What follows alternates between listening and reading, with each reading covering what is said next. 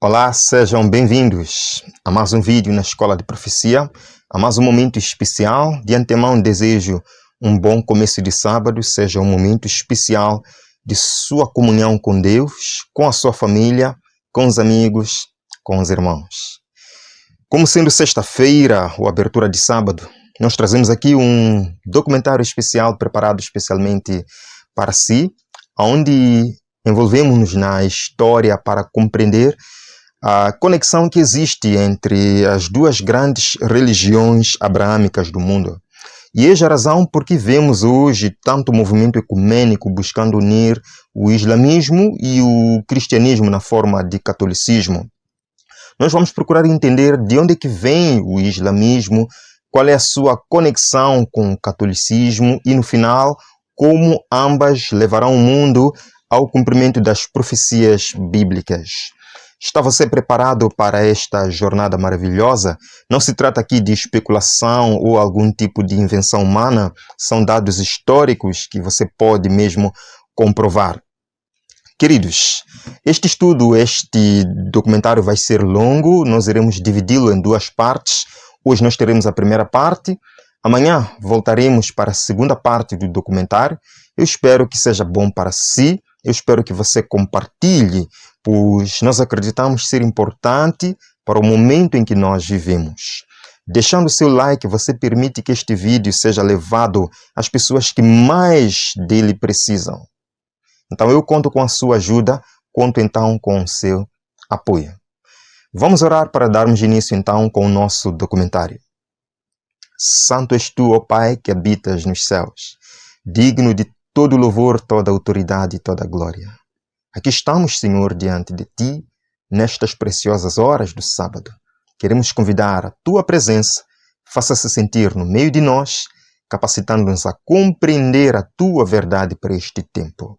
Senhor, esteja conosco nestes minutos. Entregamos tudo nas Tuas mãos, nos méritos de Cristo Jesus, nosso Redentor. Amém.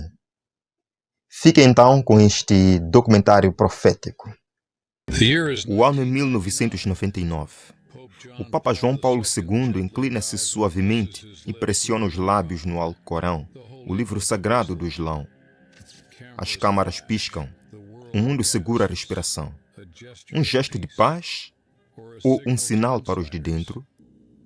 Agora retrocedamos 13 séculos. Um homem ajoelha-se dentro de uma caverna à beira do deserto árabe. Ele está a tremer, vozes sussurram no escuro. O seu nome, Maomé. A sua conselheira, uma mulher rica com ligações cristãs. O seu primo, um estudioso católico dos evangelhos. Nesse momento, uma nova religião nasce. Mas nasceu realmente do deserto? Ou foi concebida nas sombras de Roma? Esta não é apenas mais uma história sobre o Islão. Esta é uma viagem na arquitetura oculta do poder. Uma história esquecida que se estende desde a sagrada Pedra Negra de Meca até os corredores de mármore do Vaticano. Disseram-lhe que estas duas religiões mundiais são rivais. Mas e se nunca foram verdadeiramente inimigas? E se o Islão, longe de ser o maior oponente de Roma, fosse, na verdade, uma das suas maiores criações? Os símbolos, os rituais, as alianças, tudo aponta para uma conclusão arrepiante. O que começou como um movimento espiritual pode ter sido, desde o início, parte de um plano mestre. Um plano elaborado na fumaça de incenso, atrás das cortinas do segredo e selado com sangue. A verdade não é o que parece. E o que está prestes a descobrir pode mudar a forma como você vê a história e a profecia para sempre. Primeiro, vamos reconhecer algo importante: a sincera devoção dos crentes muçulmanos. Lembro-me de estudantes muçulmanos que oravam fielmente, viviam modestamente e defendiam firmemente aquilo em que acreditavam ser certo. Eram honestos, com princípios e leais como poucos. Nas suas orações diárias e estilos de vida rigorosos, procuram honrar a Deus de todo o coração. Essas qualidades impõem respeito. Tal compromisso lembra-nos do bíblico Daniel, que se manteve firme na adoração, mesmo em terra estrangeira. Não se pode deixar de admitir a sua dedicação e clareza moral. E ainda assim, até os seguidores mais dedicados podem estar desinformados sobre influências invisíveis.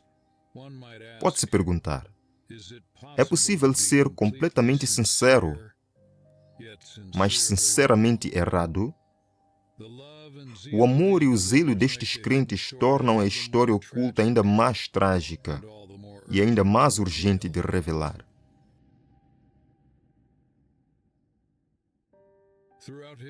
Ao longo da história, as religiões frequentemente tiveram dois lados. Um para as massas e um lado secreto conhecido apenas por poucos.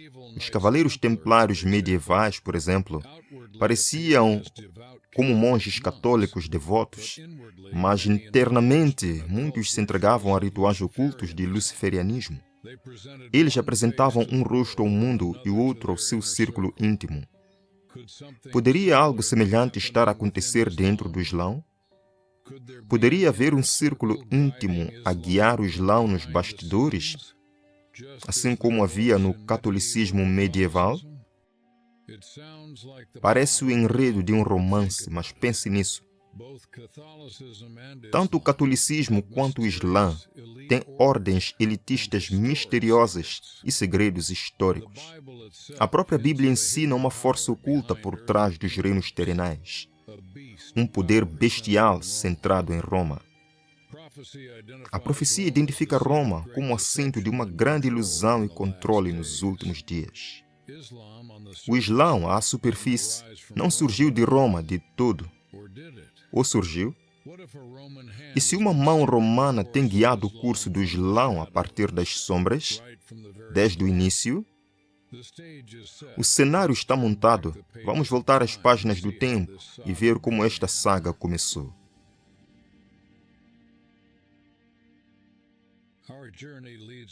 A nossa jornada leva-nos ao nascimento do Islã e ao seu profeta Maomé, no ano 570 d.C. Como jovem comerciante, Maomé casou com uma viúva rica chamada Khadija, quando tinha 25 anos e ela 40. Mas Khadija não era uma mulher árabe comum. Ela foi criada numa nobre família de comerciantes, tinha ligações cristãs e mantinha crenças monoteístas. O seu primo, Waraka, também era um católico romano devoto, até mesmo um erudito dos evangelhos. Isto significa que os mais próximos confidentes de Maomé nos seus primeiros anos estavam profundamente ligados à fé católica. Imagine a cena. Um árabe em busca de conhecimento casa com uma mulher culta, rica, educada e com fortes ligações religiosas. Ela o emprega e orienta, convencida de que ele poderia ser escolhido por Deus. Foi Khadija quem encorajou Maomé a confiar no espírito misterioso que lhe falava numa caverna. A voz, disse ele, era o anjo Gabriel trazendo revelações. Seria realmente um anjo de Deus? Maomé ficou aterrorizado no início, mas com o conforto de Khadija e os conselhos de Waraka, ele tornou-se convencido de que era um profeta. E como se a influência de Roma estivesse a sussurrar-lhe ao ouvido desde o início. É uma coincidência que o próprio fundador do Islã tivesse uma ligação direta com a Igreja Romana? Ou estaria a ser estabelecida uma base para um grande plano? As peças do quebra-cabeça estavam apenas a começar a formar-se.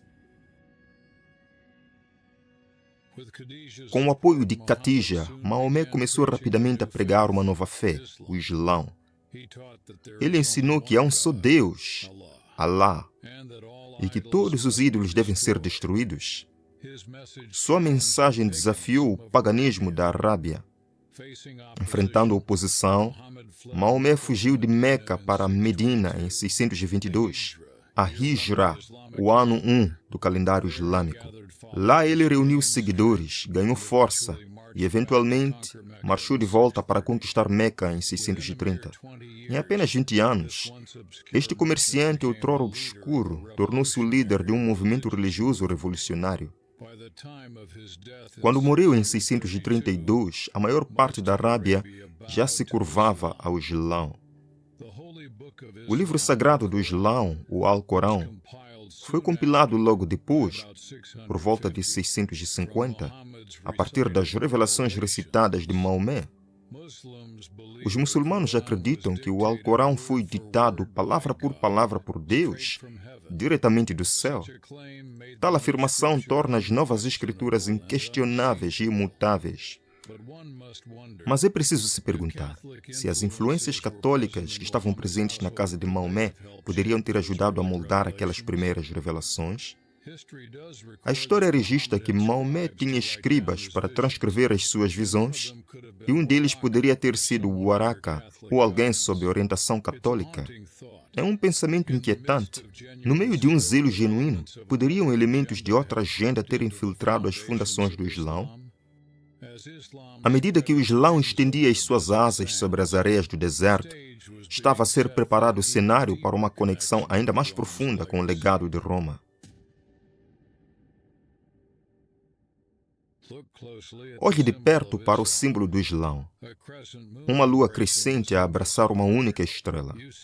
Você vê isso em mesquitas e bandeiras, desde a Turquia até o Paquistão. Mas este símbolo não tem origem com Maomé. As suas raízes remontam a antigos cultos pagãos. Há muito tempo, na Arábia, antes do Islão, o deus Lua e a deusa Sol eram adorados juntos como amantes divinos. O deus Lua, conhecido como Alá entre certas tribos, tinha 3 filhas: Alat, Alusa e Manat, veneradas como deuses. Até mesmo descobertas arqueológicas e antigas enciclopédias confirmam que Alá era um nome pré-islâmico usado para um deus pagão correspondente ao deus babilônico Baal. Em outras palavras, o próprio nome Alá não era novo. Foi emprestado de um passado pagão. O símbolo da lua crescente e da estrela é encontrado em antigas gravuras de Baal e Ishtar, ou em representações egípcias de Ísis e Horus. A lua crescente, representando o ventre da deusa da lua, e a estrela ou o sol, representando o prole do deus Sol. Juntos, eles significavam um nascimento divino, as potências cósmicas masculinas e femininas unindo-se. Quão notável é que uma fé que clama por devoção pura a um único Deus tenha trazido consigo o próprio ícone de um culto à fertilidade ancestral. Isso levanta uma questão preocupante. Estes símbolos foram adotados acidentalmente ou eram um sinal de algo que se escondia por trás da nova camada monoteísta do Islã? A antiga religião mística de Babilônia parece ecoar na bandeira do Islão. Mas o Islão não estava sozinho a usar este emblema. Surpreendentemente, a Igreja Católica Romana também utiliza o mesmo emblema pagão do crescente da estrela, embora esteja escondido à vista de todos. No culto católico, durante a missa, o sacerdote eleva uma hóstia redonda de pão simbolizando o sol e colocando-a num suporte em forma de crescente chamado de monstrância. Esta exibição sagrada, um disco solar numa embarcação lunar, é diretamente derivada da antiga adoração a Baal. Em algumas monstrâncias, vê-se até uma estrela dentro do crescente, tal como o símbolo islâmico. Na arte católica, Maria, a mãe de Jesus, é frequentemente representada a pé na lua crescente, coroada com estrelas. Mesmo na fachada das igrejas católicas, pode-se encontrar a forma de meia-lua emparelhada com uma estrela ou um esplendor solar. É o mesmo símbolo oculto, a união do divino masculino e feminino, Baal e Astaroth, num novo disfarce. A maioria dos adoradores não tem ideia desses significados. Eles simplesmente veem um belo ritual ou imagem de Maria. Mas aqui está a realidade surpreendente. Duas grandes religiões, o Islã e o catolicismo romano, apresentam ambas o ícone da antiga deusa da lua de forma proeminente em seu culto. Quais são as probabilidades disso? Para um buscador da verdade, é uma pista a não ser ignorada. Ela sussurra que, por trás de ambas as crenças, uma influência comum pode estar em ação, uma influência que remonta à própria Babilônia. A Bíblia adverte sobre um sistema falso chamado Babilônia, a Grande, a mãe das meretrizes, a mãe das falsas religiões. Apocalipse 17, verso 5. Poderia ser que o Islã, embora ostensivamente rivalizando com o catolicismo, beba do mesmo antigo copo da Babilônia? Os símbolos correspondentes sugerem um mistério que precisa ser desvendado.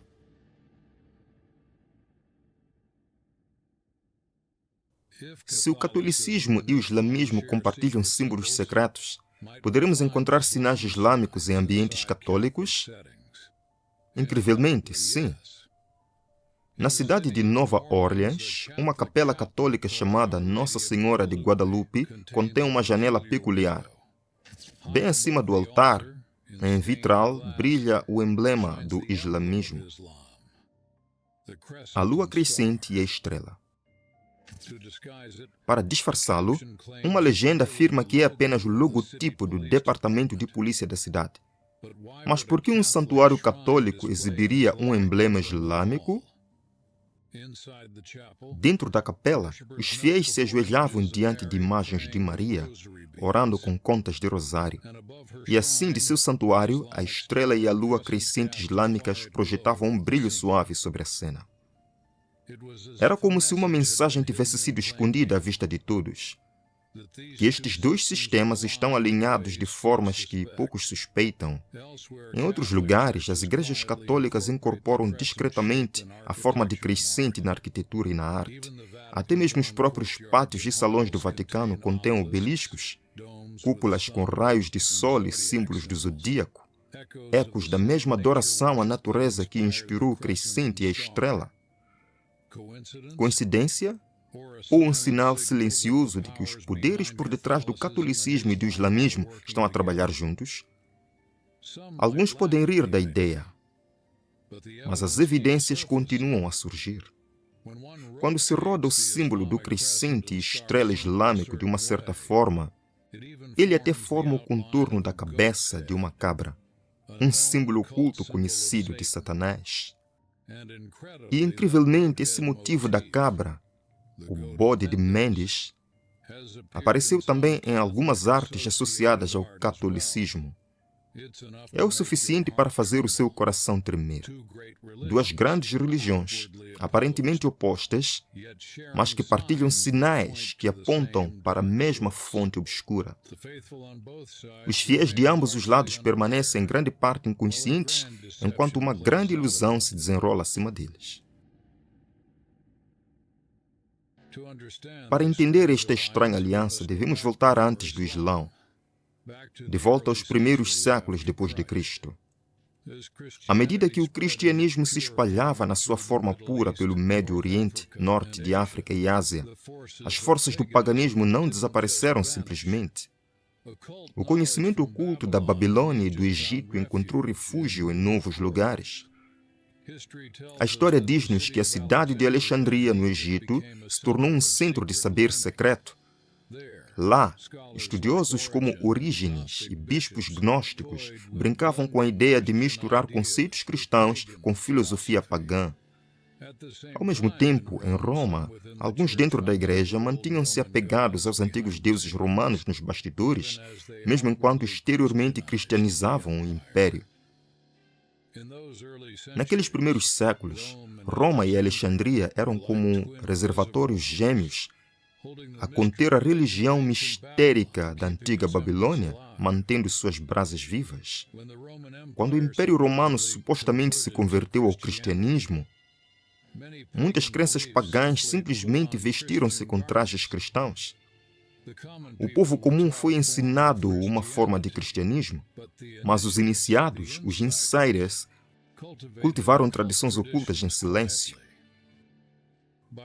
Quando o Islão surgiu no século VII, o misticismo babilônico estava firmemente enraizado no seio de Roma.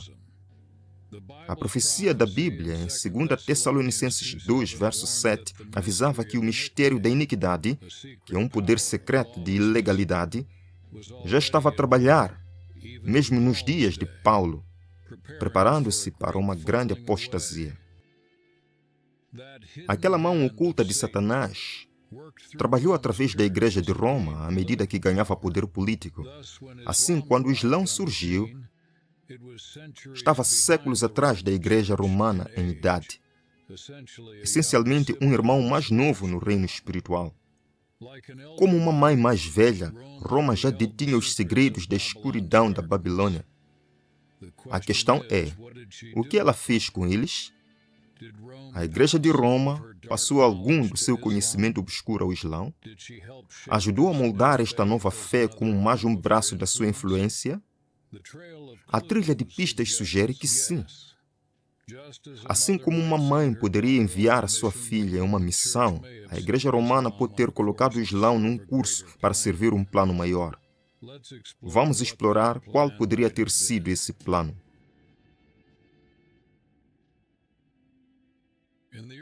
No início da Idade Média, a Igreja Católica Romana tinha um sério problema. Espalhadas pelo norte da África e pelo Médio Oriente, estavam comunidades de verdadeiros cristãos crentes na Bíblia, fora do controle de Roma. Estes eram remanescentes da fé apostólica original, que não se tinham curvado à autoridade de Roma. Muitos mantinham o sábado do sétimo dia como dia santo, seguindo o exemplo de Jesus e dos apóstolos, em vez de observar o domingo imposto por Roma.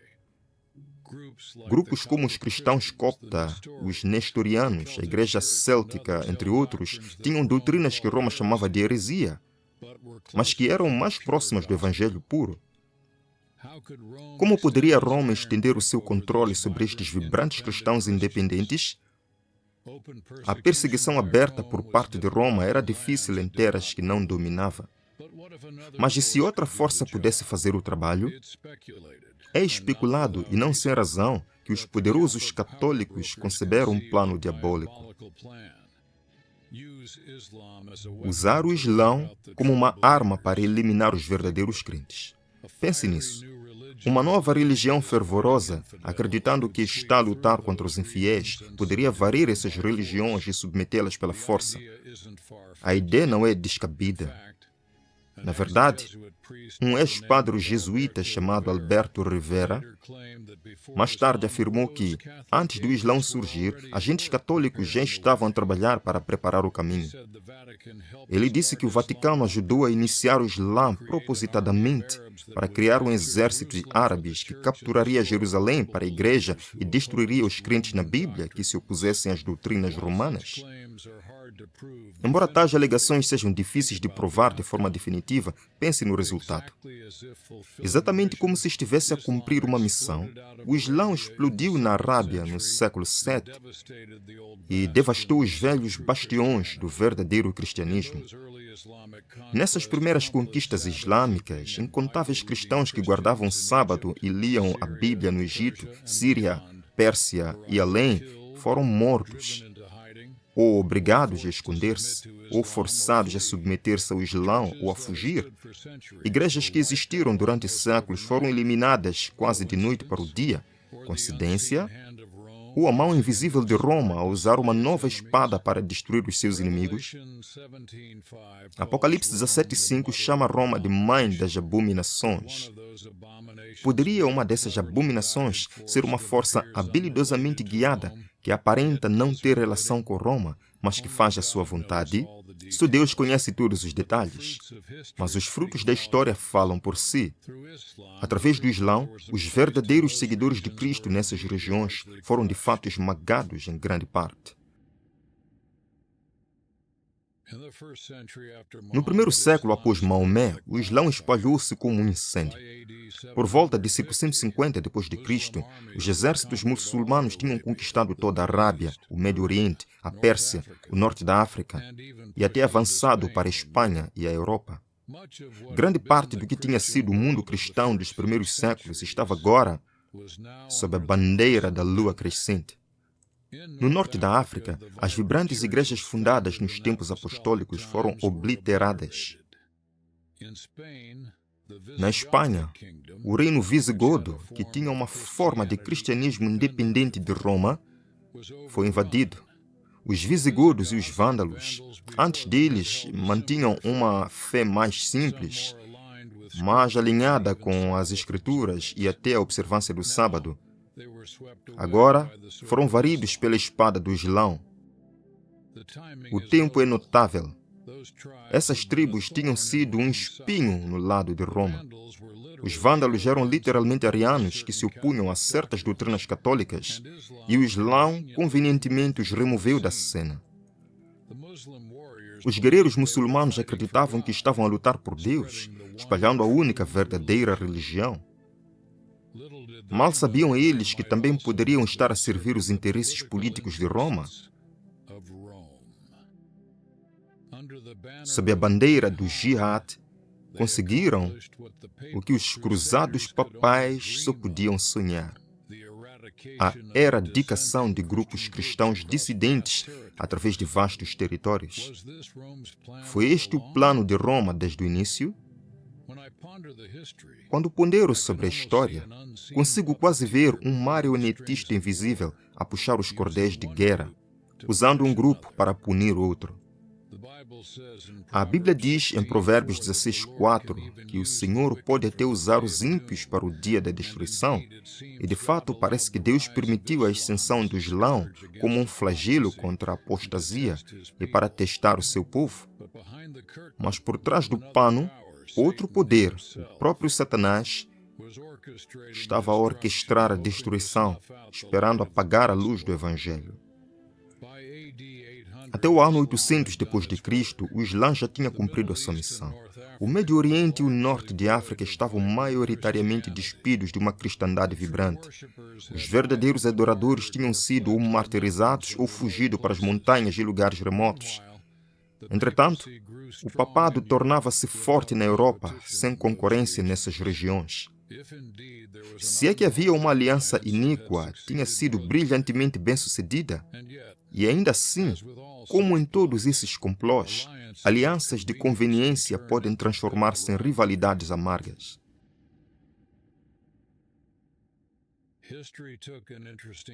A história tomou um rumo interessante. Depois de conquistar Jerusalém e a Terra Santa, os poderes islâmicos não os entregaram à Igreja Católica.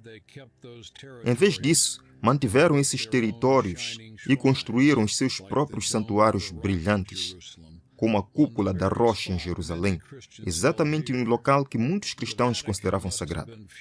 O Vaticano deve ter ficado furioso. Jerusalém deveria ser deles.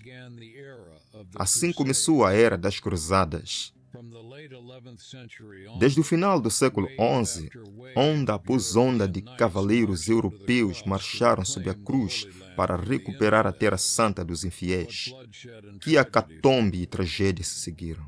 Durante quase 2 séculos, cruzadas e jihadistas se mataram uns aos outros em nome do mesmo Deus. O catolicismo e o islamismo agora colidiram abertamente, mas curiosamente apenas depois desses grupos cristãos alternativos forem submetidos. Não se pode deixar de recordar o Salmo 2:2 que diz: os reis da terra se levantam e os príncipes deliberam juntos contra o Senhor e contra o seu ungido.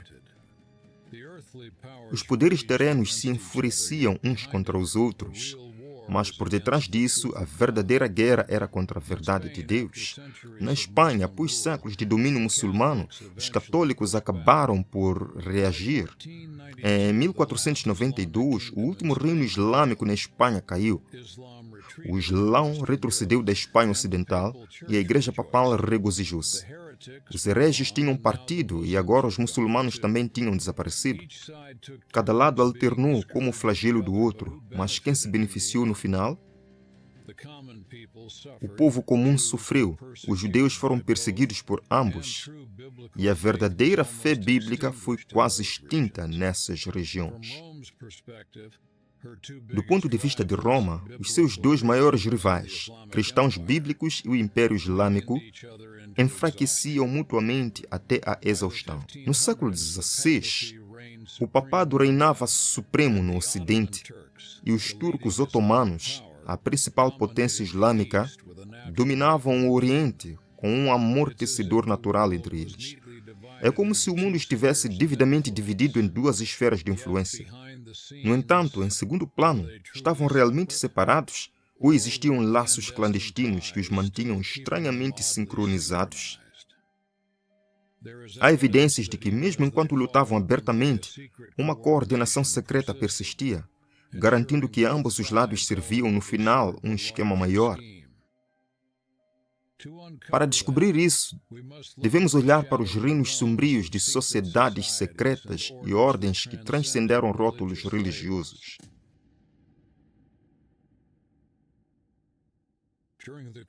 Durante as Cruzadas, ocorreu uma interação misteriosa entre certas ordens de cavaleiros dos católicos e as seitas secretas dentro do islamismo. Os templários, os monges guerreiros do Papa, estabeleceram bases no Oriente Médio e, segundo se relata, entraram em contato com uma ordem islâmica sombria, conhecida como os assassinos ou os Ashashins. Os assassinos faziam parte do ramo Ismaili do islamismo e tinham uma reputação bizarra. Eles assassinavam alvos sem medo, frequentemente sacrificando as suas próprias vidas no processo, tudo sob a direção do seu grão-mestre, o Velho do Monte. Estes homens eram fanaticamente devotados, pensando que o martírio lhes garantiria o paraíso. Soa familiar? Vemos um fanatismo semelhante em extremistas modernos que se explodem acreditando que é a vontade de Deus. A história repete-se. Agora, os assassinos não eram apenas fanáticos. Eles operavam através de graus de iniciação. Os novos recrutas eram mantidos em estrita devoção islâmica, mas os superiores eram ensinados a saber secreto que nada é verdadeiro e tudo é permitido. Em outras palavras, no topo, eles perceberam que tudo se resumia ao poder e à enganação, não à fé. Os cavaleiros templários igualmente eram ditos ter ritos de iniciação e ensinamentos secretos, além do que o cruzado médio sabia. Há rumores de que os templários e os assassinos entraram em alianças encobertas, trocando conhecimento, compartilhando rituais ocultos, talvez conspirando para controlar eventos para ganho mútuo. Ambos os grupos, curiosamente, foram acusados de adorar um estranho ídolo chamado Baphomet, uma figura de cabra demoníaca, e de cuspir na cruz de Cristo em cerimônias secretas. Estas são as acusações históricas que levam à queda dos Templários em 1307. Mas faz-nos questionar: os Templários foram influenciados pela filosofia dos assassinos? Ou ambos estavam simplesmente a beber da mesma fonte satânica de mentiras? Considere isto. Os templários, embora oficialmente a servir o Papa, tornavam-se incrivelmente ricos e poderosos. Alguns dizem até mais do que os reis. Poderá ser que estas sociedades secretas, uma com vestes cristãs e outra com vestes muçulmanas, se reconhecessem como espíritos afins, a fim de servir o mesmo mestre oculto? Há evidência de ligações entre os templários e grupos místicos islâmicos, como os dervixes ismaelitas e os fatímidas, tem sido apontada por pesquisadores. Todos eles têm origem nos mistérios, conhecimento oculto da Babilônia. É de tirar o fôlego perceber que, enquanto cavaleiros e soldados comuns de ambos os lados lutavam e morriam por Deus e glória, um punhado de elites iniciados pode ter estado a conspirar por riqueza e domínio. Verdadeiramente, não lutamos contra carne e sangue, mas contra a maldade espiritual nas regiões celestiais. Efésios 6, verso 12.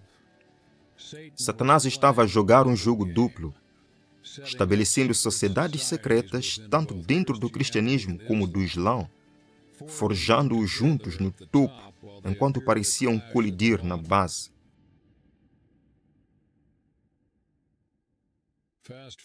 Avancemos para o século XVI. Os Cavaleiros Templários tinham desaparecido, mas uma nova ordem católica surgiu, os Jesuítas, Sociedade de Jesus. Não se deixe enganar pelo seu nome santo. Os jesuítas tornaram-se os mestres estrategistas da Igreja Católica, especialistas em política, educação e operações encobertas. Eles também têm diferentes camadas, uma aparência de piedade e erudição exteriormente, mas uma reputação por esquemas astutos por trás das portas fechadas. A história mostra que os jesuítas estavam dispostos a fazer qualquer coisa para avançar o poder do Papa. Eles foram até implicados em assassinatos e conspirações contra reis que se opuseram à autoridade papal. Um dos ditados jesuítas diz que o fim justifica os meios. Isso soa como tudo é permitido. De fato, é a mesma língua da serpente. Os jesuítas tornaram-se conhecidos por criar organizações de fachada para que o Vaticano pudesse negar envolvimento. Por exemplo, para influenciar a política e a sociedade de forma encoberta, os jesuítas ajudaram a formar os maçons, uma fraternidade secreta que recruta homens influentes sob o pretexto de iluminação e filantropia. Se um esquema fosse exposto, a Igreja poderia dizer: não fomos nós, foram aqueles maçons. Da mesma forma, quando algo corre mal nas finanças ou na mídia, quão rapidamente alguns culpam os judeus ou algum outro grupo, quando muitas vezes o verdadeiro manipulador permanece oculto em Roma. O padrão é claro: decepção por design. Poderia toda a extensão do Islã ter sido um golpe mestre de uma estratégia semelhante à dos jesuítas antes mesmo dos jesuítas existirem? O timing não coincide com a ordem jesuíta. Eles surgiram mais tarde, mas o espírito dessa estratégia já estava em ação muito antes. Era a estratégia de Satanás, realizada através de quaisquer agentes dispostos. O Vaticano de antigamente provavelmente não a chamava de estratégia jesuíta, mas o princípio era o mesmo. Criar um movimento que alcançasse os seus objetivos, mas manter o seu próprio papel oculto. Um exemplo moderno deixa isto claro. Lembra-se da fotografia de João Paulo II a beijar o Alcorão em 1999? Esse único ato falou volumes. Aqui estava o líder católico a mostrar respeito, até mesmo reverência, pelo livro sagrado islâmico. À superfície, um gesto de boa vontade interreligiosa, mas simbolicamente insinua: não somos assim tão diferentes. Aceitamos vocês. Na verdade, o catolicismo tem desde o início controlado e guiado o Islã. Ora à vista de todos, ora nas sombras. Os dedos de Roma têm estado sobre os ombros do Islã, dirigindo-o quando útil, restringindo-o quando necessário. O objetivo final? Provocar uma síntese, a fusão de religiões sob a liderança de Roma no fim dos tempos. É um plano diabólico e, claro, usar o engano, a adulação e alianças secretas para fazer o mundo pensar que todas as religiões são basicamente as mesmas, para que possam unir-se em uma. Mas como cristãos, sabemos que há um nome acima de todos os outros, o nome de Jesus, pelo qual devemos ser salvos. Atos 4, verso 12. Qualquer plano que deixe isso de lado ou esconda por trás de um manto de pontos em comum é uma mentira do abismo. A agenda jesuíta, e de forma mais ampla a agenda de Satanás, é substituir Jesus Cristo por um falso sistema de salvação que apela a todos. O que poderia ser mais atraente do que uma religião mundial que não ofende ninguém, exceto aqueles incomodativos verdadeiros crentes que insistem que Jesus é o único caminho? Estamos agora a ver esse impulso por uma religião universal de paz. Mas sobre ela reinará um mestre de marionetes. Em última análise, o diabo, trabalhando através de seus agentes na Terra. Muito bem, eu prometo voltar amanhã para dar prosseguimento com este documentário.